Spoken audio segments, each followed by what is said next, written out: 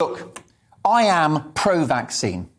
If you're overweight, old, or have serious health ailments, you'd be mad not to have it. And poor old Boris Johnson would likely have avoided intensive care and such a terrifying brush with death if the vaccine had been available at that time.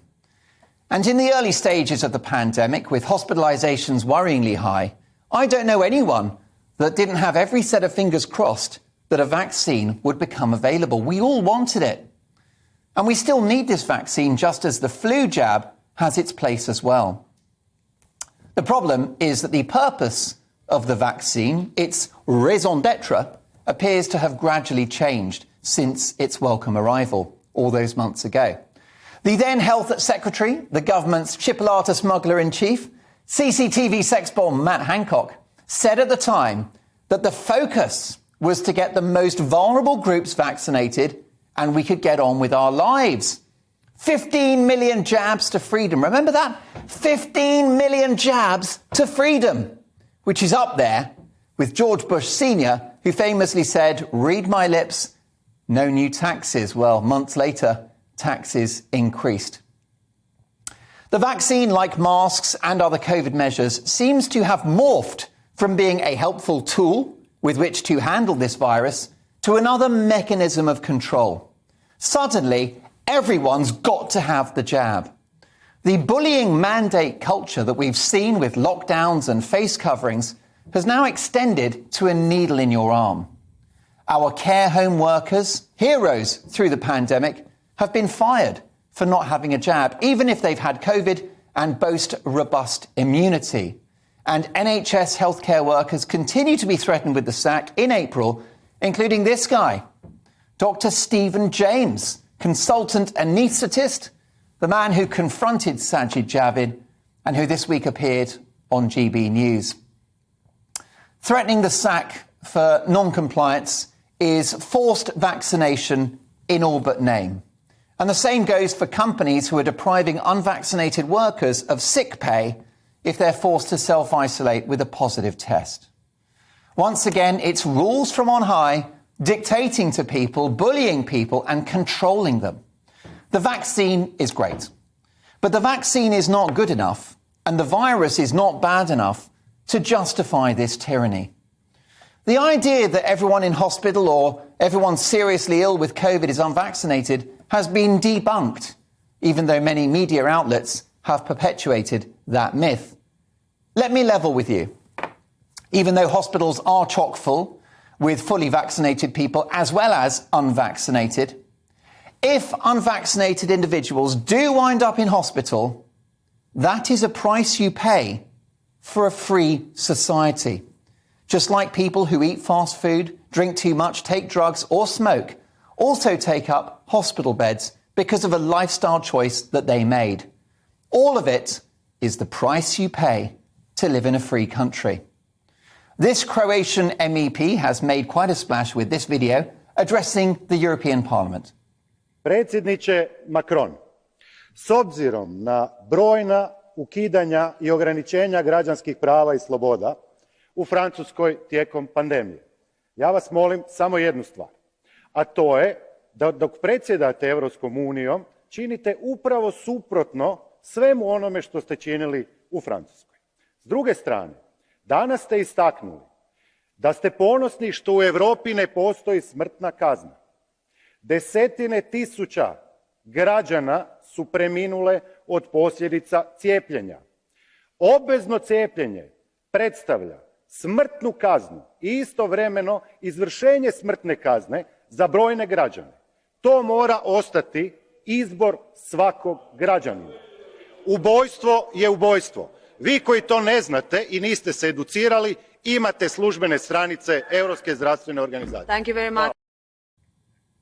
Now, if you are sight impaired or if you're listening on DAB+, which many thousands now are, I can essentially tell you that he's pointed out that there are side effects to the vaccine. He argues that forced vaccinations is effectively murder if people have side effects or die. He said thousands of people have died as a result of the vaccine. Now, we don't need to get into the detail on that, whether he has a point or whether he's wrong. Clearly, no medical intervention is without potential side effects. Why else is the AstraZeneca vaccine, which I've had, not available to the under 30s? Why is it not available to the under 30s? And why is the Danish Health Agency suspending rollout of Moderna's vaccine for people under 18? Why are they doing that? And why is Sweden doing the same for people under 30? Again, in Sweden, you can't have the Moderna jab if you're under 30. Now, that Croatian politician used some pretty strong and spicy language. But whatever way you look at it, as there are inevitable risks, even if it's small, that's why the jab has to be personal choice. So whether it's lockdowns, face coverings, or the vaccine, in my view, the public need just three things. Three things that they should have had from the start. Information about the threat of the virus. Information about the possible measures with which to deal with it. And the freedom to choose. So lockdowns, masks, vaccine, your choice. And we need the full transparent facts about the vaccine and its potential risks without labelling anyone anti-vax. Now, I'm triple jabbed, so good luck pinning that label on me. I'll give my honest view. I think the vaccine has been missold and oversold.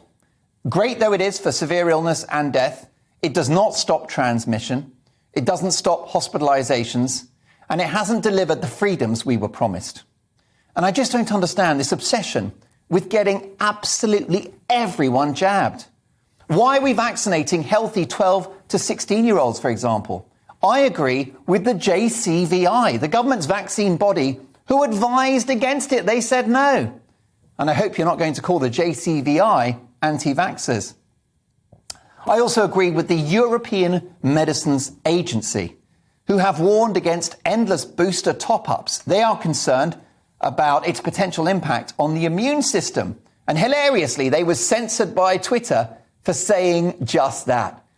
Take a look. There's a little shot there of a video from the European Medicines Agency, and it's being called misleading by those hoodie-wearing billionaires in California. You couldn't make it up. And again, this is just a personal view, and I'm no scientist, but is it biologically wise rolling out vaccines for some portions of the population that don't statistically require them? Do you give medicine to people that don't need it as a general rule, particularly given the compelling case for natural immunity from infection and the mildness of Omicron? Who knows? Even the original Alpha variant and Delta were, in relative terms, mild themselves. A third, don't forget, had no symptoms at all. Remember the slogan? Act like you've got it. So who knows? These are conversations we need to have. What do you think? You tell me. But in the end, I think there will be a U-turn on mandating vaccines in the NHS because it will be an act of suicide to sack tens of thousands of excellent frontline workers who we applauded for months during the pandemic from this already overstretched and overburdened health service. I think in time you'll see a rowing back from this mandate culture. And if not, I believe that the people will ultimately reject it anyway. Personal choice will be the abiding theme, just as it used to be before the world went mad.